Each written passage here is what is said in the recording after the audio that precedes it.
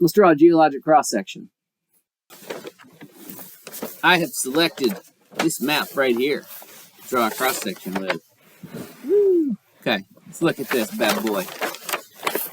All right, for starters, I'm going to do this little section up here. There's a lot going on. It looks kind of fun. So, just kind of checking this out.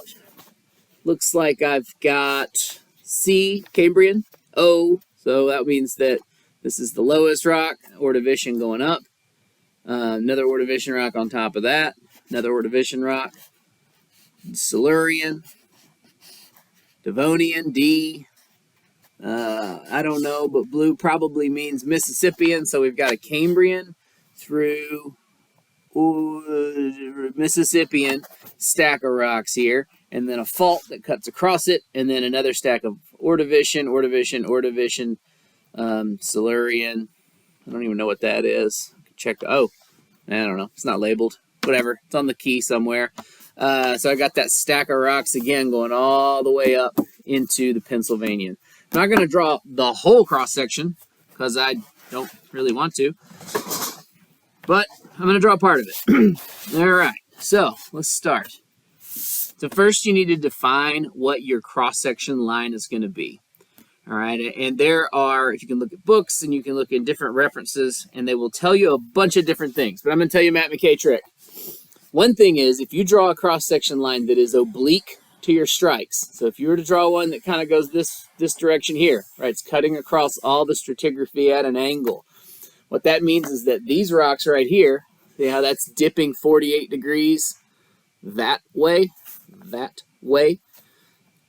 it won't look like it's dipping 48 degrees in a cross-section that goes this way. And so what you have to do is you have to correct and do what's called an apparent dip calculation. All right? That's a whole nother thing. It's useful. Apparent dip is very useful. Because imagine if a rock is dipping and you're working for a mining company and you need to see what it appears to dip like in some direction. That could be really, really valuable. But in very general cross-section construction, we want to show the structure in its most obvious form, right? We really want to show what the structure looks like, and if we were to draw an oblique line, I'm not convinced that would normally show what we want to show, right? You want to show the structure. There's a fault, right? Over here, you see the duplication of stratigraphy. That's a fold. So if I was going to draw a cross-section here, I would draw it perpendicular to those structures, right? There's the fault. And the fold is here. It's called the fold axis, runs down the middle. I would always, unless I had some very specific reason not to, draw my cross-section perpendicular. And so does that mean I need to do an apparent thickness, or sorry, an apparent dip correction?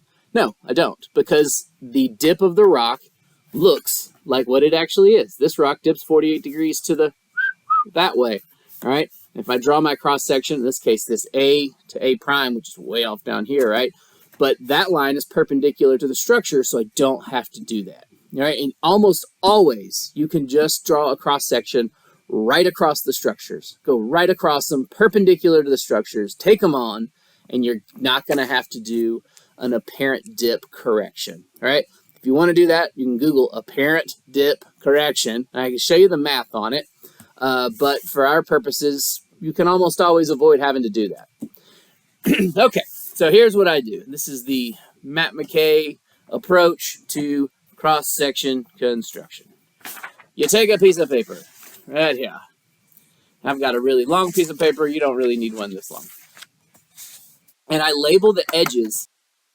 All right, right here, this edge. I'm going to label this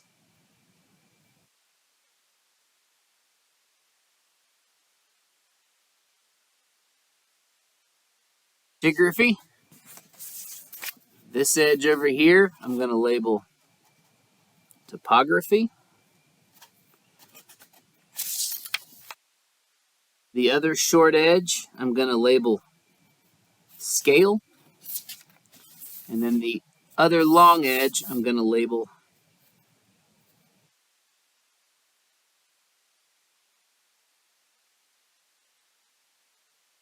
so this gives me all four things I need. I need a scale on the side. I need it to be uniform right there. I need the topography to draw everything on there. All right, so let's start with the scale. This map I'm looking at the very bottom, is a 1 to 24,000 scale.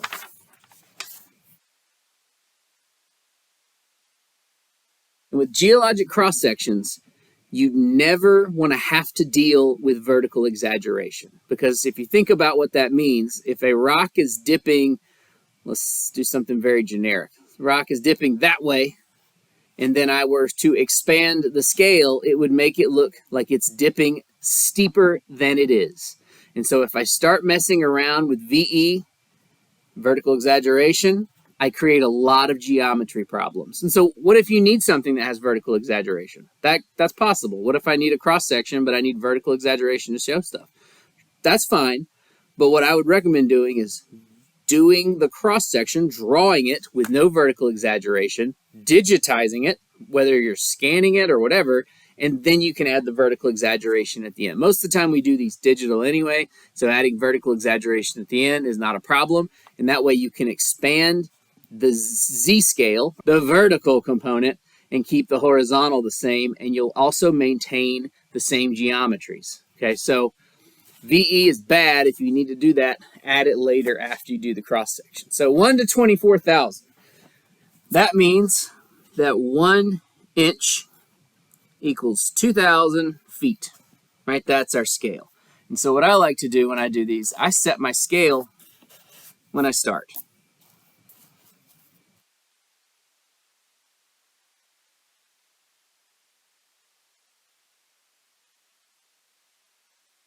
Zero, that would be 1 inch, that'd be 2,000 feet, 4,000 feet, 6,000 feet, and so on. Now, if I really want to break this down, I can break this down even further. I've got thousands of feet. So it'll be 1,000, 2,000, 3,000, 4,000, 5,000, 6,000, whatever. I don't really know how far I'm going to draw this cross section down, but probably not to the center of the earth because I don't have time for that. That's 7,000, 8,000. Okay, that's still probably not enough. I need to give myself some more resolution. So I can break these down into maybe every 200-foot intervals.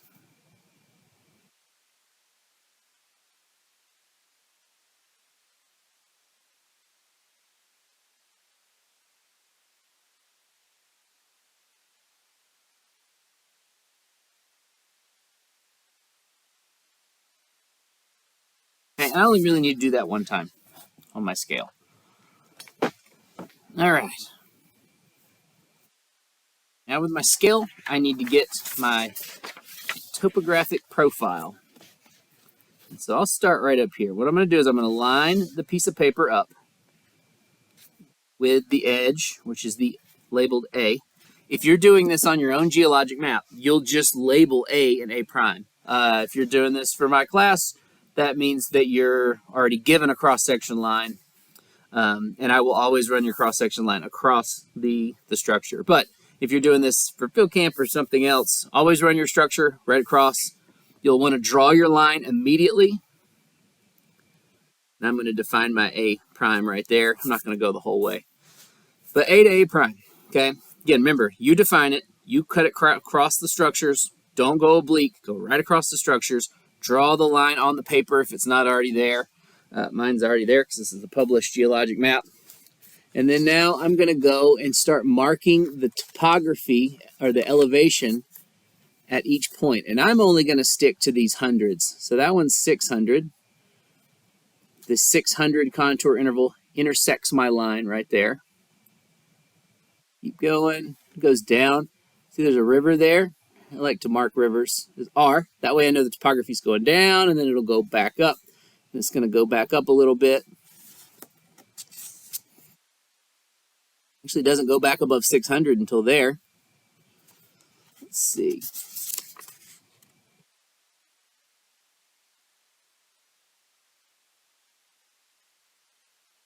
It's another 600 right there.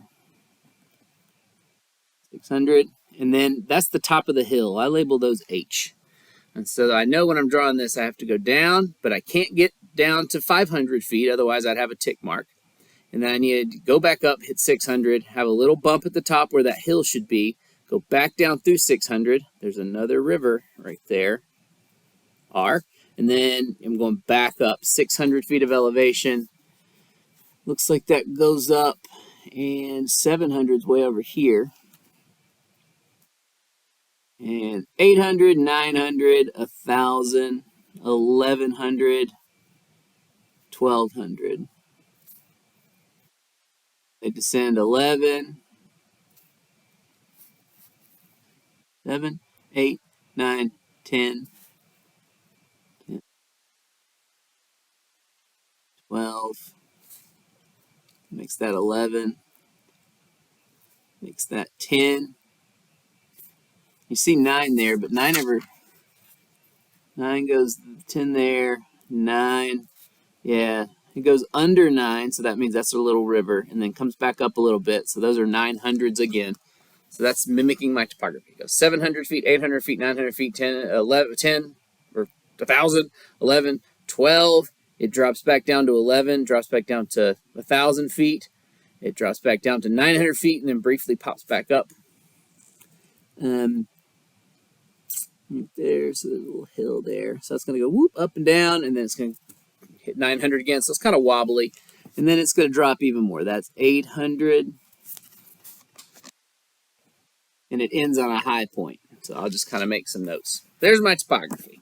Okay. Oh, before I do anything else, I'm going to flip to the other side where it's labeled contacts, and I'm going to get the contacts for each one of these two. So I'm going to start on the A and go to my A prime, which is right there.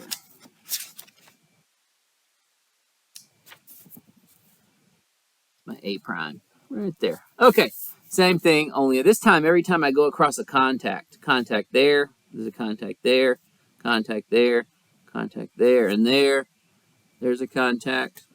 Just going to make a little tick mark on the paper every time I go past a contact.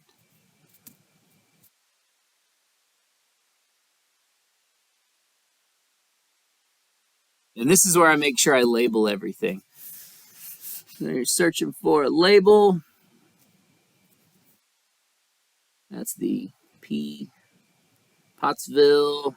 I don't know what that abbreviation stands for. Pottsville something.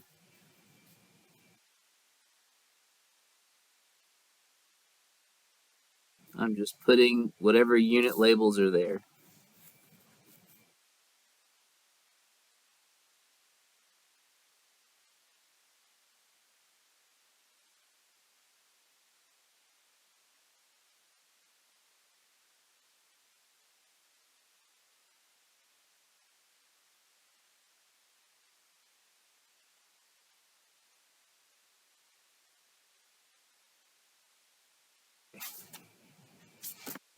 And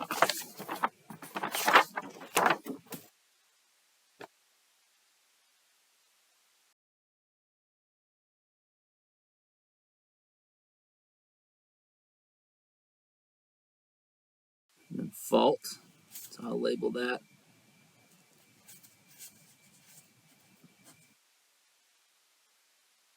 Here I know what kind. Some labels. That looks like that unit again.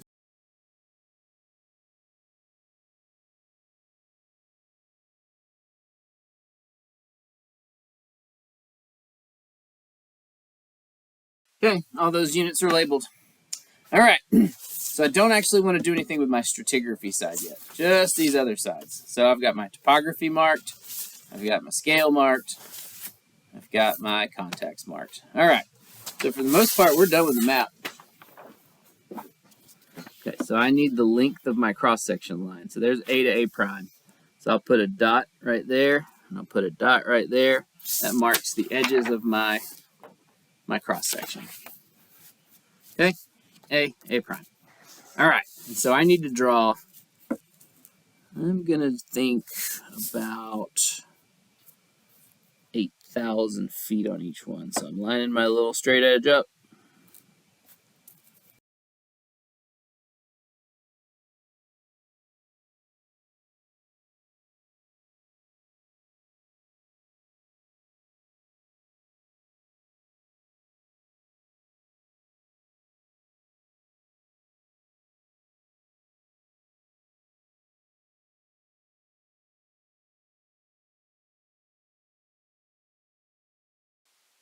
All right.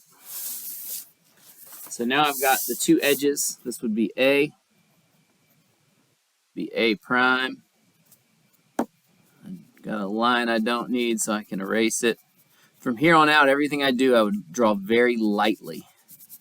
I would also consider using a softer lead in your pencil, like a HB or even a what's called B lead. It's softer, but it's easier to erase. Also smudges more. So if you're a lefty like me, see all these smudges? You just gotta get used to them. You live with those. It's part of life. All right. So there's my scale. I'm gonna go ahead and mark the thousands. Just using this right here. 1, 2, 3, 4, 5, 6, 7, 8. Okay.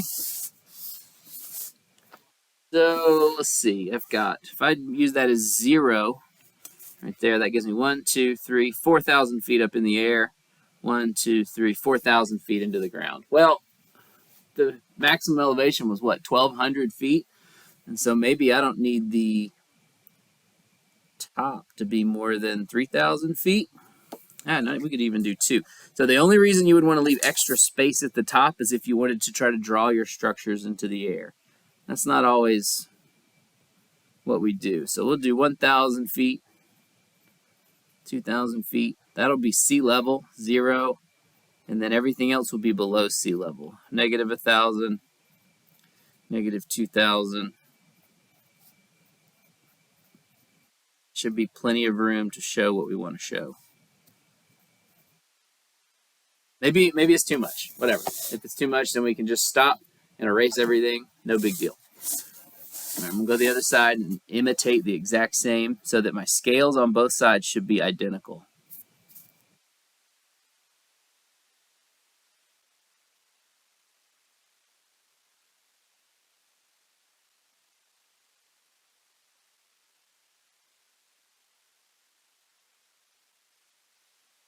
The last thing I need to do is I need a sea level line all the way across. It's going to be useful in a minute. 0, 1,000, 2,000.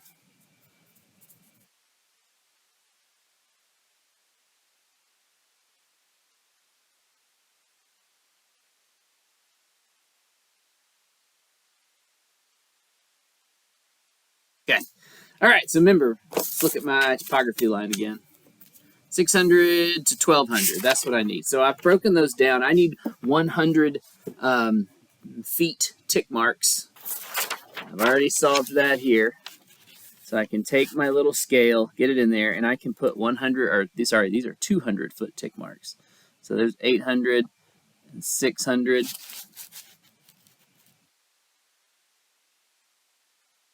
1,200, 1,400. That's it. All right. So all my topography is going to be right in there. And you may say, well, what about the 100 foot marks? I just know those are going to be right in the middle. And I can make that fly. I need to also probably go over to this other side and do the exact same thing. Going up to 1,200. So, no, 14. Yeah, there we go. Move my scale. Now it's on both sides. It'd be the exact same numbers, but it's close.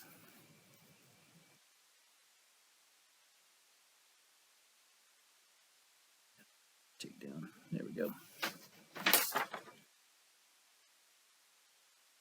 Okay, so I've got everything the same. Now the scales are set. I've got 400 through 1,400 on both sides marked. And so then I'll take my topography line, and I like to just do this all at once. I'll get the A prime lined up on the A and move that up.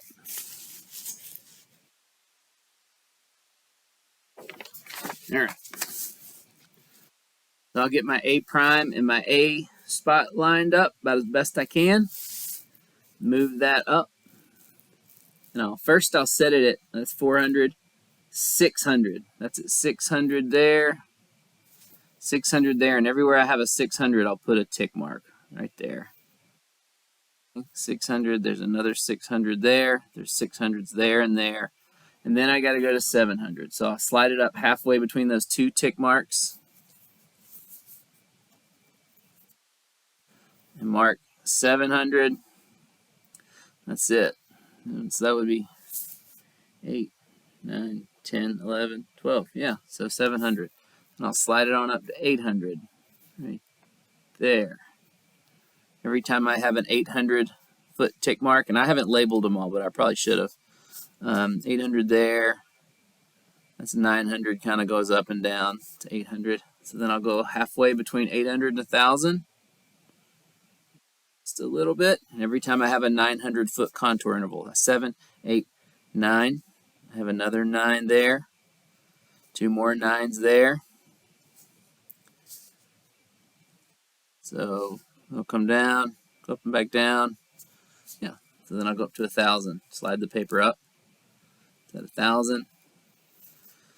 Let's see. 700, 800, 900, 1,000 right there. Another 1,000 there, and that's it. Then I'll go up to 1,100. 1,100, 1,100. And then once I get to 1,200, 1,200, I'll put the 2 little tick marks. And there's my topographic profile. I did note that some notes on here that I'm dropping down from a slightly higher elevation as I go through 600. And then I have to go back up and hit a slight hill at 600.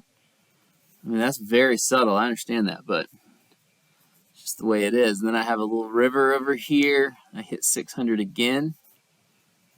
I'm doing this very lightly. Okay, and I slowly start going up. So I'll gently move through 700, and then once I hit 800, that topography kicks up real fast, and I get this ridge. That's going to come down. It's going to kind of do that. And then as I hit, yeah, it's going to go down just a hair and then come back up and then finish off about 800. Okay, there's my topographic profile. Now at this point, once I feel comfortable about that's what my topo profile should look like, I'll probably go in here, clean it up a little bit. We got to get bold. We want to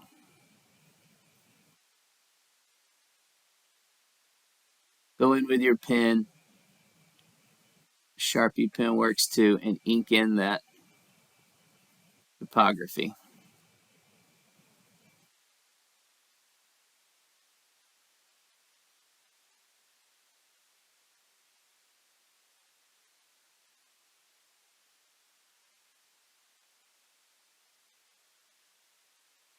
Now, I don't really love what I did there. I got a little bit off, but that's okay. What I like to do is get this drawn, and I like to feel really good about it, and then I'll take it, put a fresh piece of paper on top. You can do this with tracing paper, or you can look up something called vellum. That works too. And then I'll take this, and I'll put it up against a window, and the window, the sun will beam through and let me see, and I will trace everything on top. But the beauty of this now is I can go in, and I can erase, now that I've stalled a little bit, erase the pencil beneath very lightly, and it looks like I did this perfectly the first time. I mean, I know that's pretty minor, but generally speaking, I mean, I'm having to kind of lean out to do this to let the camera see. If you're sitting right on top and you're very careful, you can usually do this pretty well. If you mess up, it's no big deal. All right, over here, same thing. I would ink all this in using my straight edge. Notice I didn't ink those lines, but I'm not going to tick those 100s in because I don't really care about them. I want them to go away. And there they go. Goodbye. Goodbye, little tick marks. So I'm going to rapidly finish this up and then make sure I've got everything I want inked in, because the next part gets a little messy. You kind of want everything looking good before you move on. Now let's go back to the map. I lied. We're not entirely done with the map yet. We need to get some dip angles off this thing. I'll line up everything and try to pull some dip angles. So one that I see here, right about here, 20 degrees. One about there is 25, dipping to the right, dipping to the right. If I look along strike here, there's some in the 30s and 40s. I'll take that one, it's the closest. So I project that over here. That'll be 34 to that direction. No measurements, no measurements. There's a 52. This one's 52. 50s, both dipping to the right. And I just need to go in here and mark with my pencil where each one of my contacts hits. So there's a contact, there's a contact, there's a contact. There's a contact. Contact right there. That's my fault. All the features. All right, right here is where I'm going to call everything to the right of this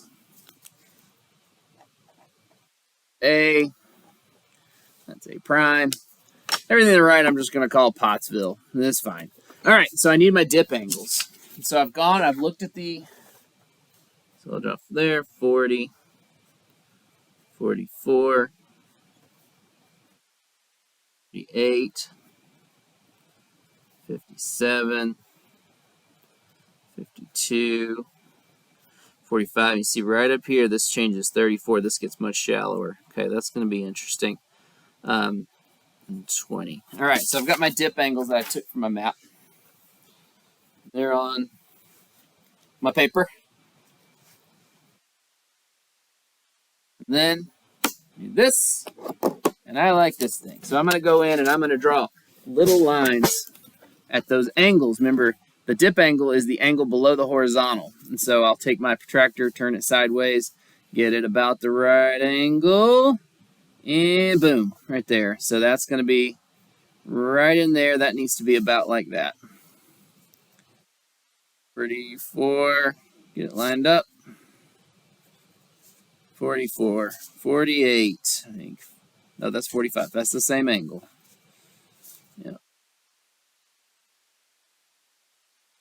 57. All right, that was a little steeper. So we'll go up here. We'll go to 57. A little bit steeper.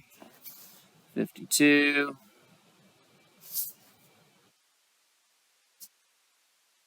45.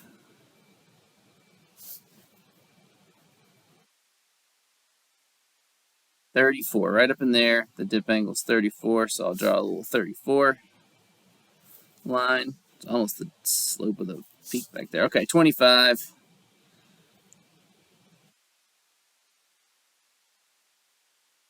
And 20. So real low angle. All right. So this fault is really important right there because it's going to separate our cross section. All right. So what I like to do, what I'm going to do, we're going to use, here's a blank sheet. Here we go. So remember, we labeled part of our thing stratigraphy. We'll take this part of the sheet of paper, and what I would like to do is, so I've got 50-something-ish degree dips right in here. So I'm going to project those 50-something degree dips to about like that. Those are the only dips I have there, which means I'm going to project that fault down about the exact same angle because I got nothing else. I'm going to project those rocks down about the exact same angle. I'm going to keep those angles the same based on the dip angles that I've got at the surface. That's not a rock. That's just a dip angle. There we go. That's also not a contact. That's just a dip angle. But I've got the paper perpendicular to these dip angles. And so what I'll do is I'll just keep sliding this paper deeper. Ooh, it looks like it turns a little, right? That's 45, so I got to turn it just a little bit. And then that next set of rocks will project down into the ground, hit something like that. So what that's going to give me is a set of dots, or I can make little dashes, whatever. It's going to help me draw that line in further deep into the ground, right? And if I have to turn it or whatever I need to do, I don't care. I just want to make sure all of the angles are about the same as the surface and that the thicknesses of the units remain near constant.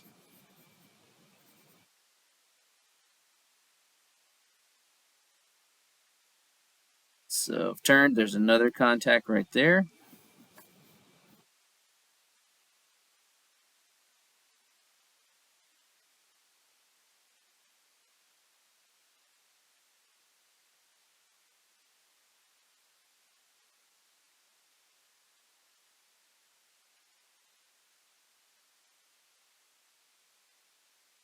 So there's another contact right in there.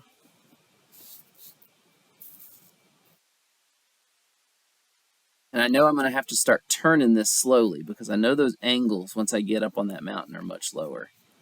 So I'll need to start rotating everything. Remember, this is the fault, so it can get a little weird. So that's up here at 30 degrees. I'm just going to project this and take this down to the ground until I get perpendicular right there.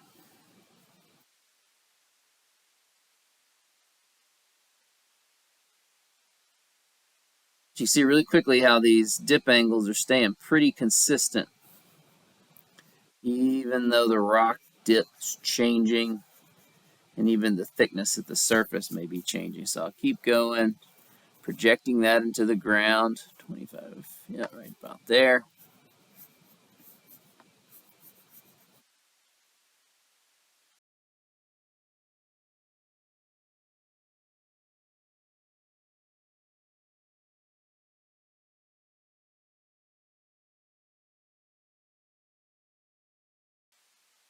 I try to get one more along the edge, but other than that, I have made it to the edge. The edge is like it's like safety. Once you're to the edge, it's all over. Yeah. All right, to the edge, and I got a cross section. There we go. I gotta clean that up a little bit, but I can do that. I'll erase that and redraw that in so that's a little smoother. Now what I need to do is drop down below and do the exact same thing beneath with this other stratigraphy. So I'm going to turn the paper perpendicular. I'm going to start drawing some contacts. Right, those are all about the same. 40, 44. Those are effectively the same dip angle. That's not a contact. That is. All right, so I can project that down. There's another rock there, so I got to project that into the ground.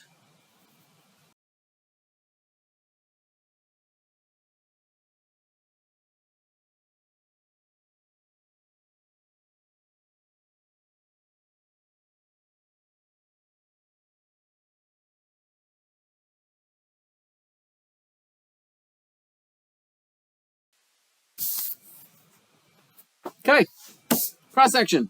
All right, so to clean this up, this arguably doesn't look great. So what I'm going to do is I'm going to take my pen.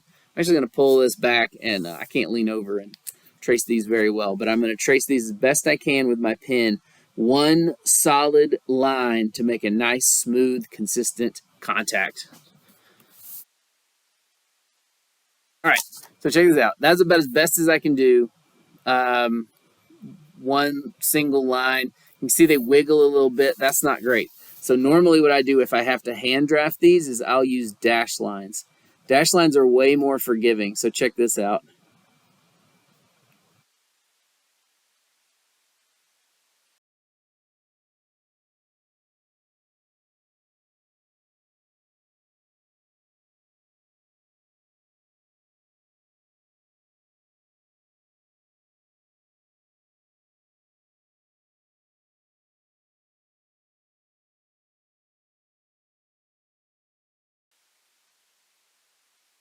All right. So once I erase those are going to look, I think, pretty good. So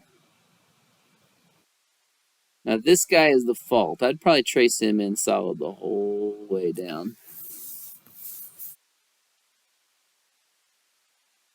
All right, so let me show you the solid versus the dashed. Now I don't love this, but is what it is. Not the worst. By comparison, that to me looks a lot cleaner, especially when we get it colored in. It's going to look a lot cleaner if we have dash lines. So what I'm going to do, I'm going to take this, I'm going to trace it up to another sheet of paper using all dash lines. Oh, okay. My hand is dying for the day.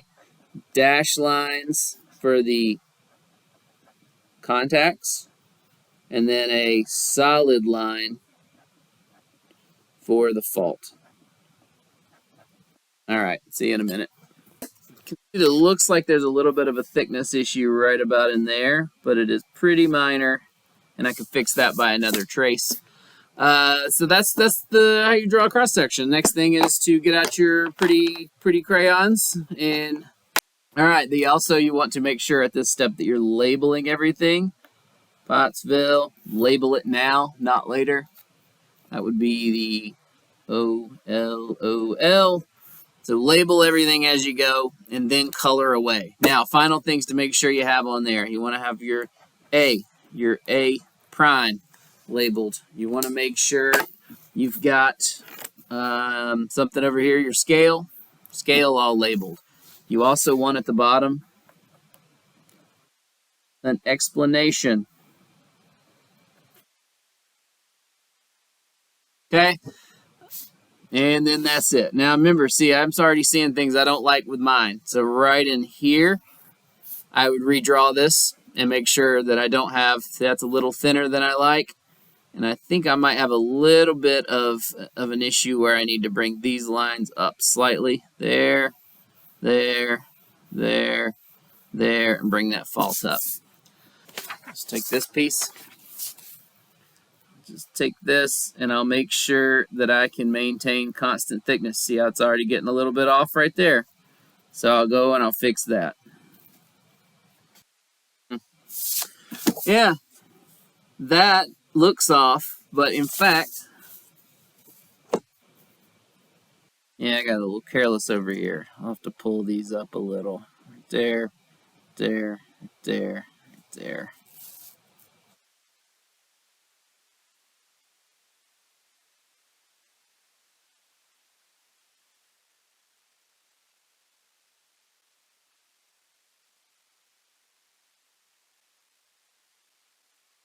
Yeah, that looks way better.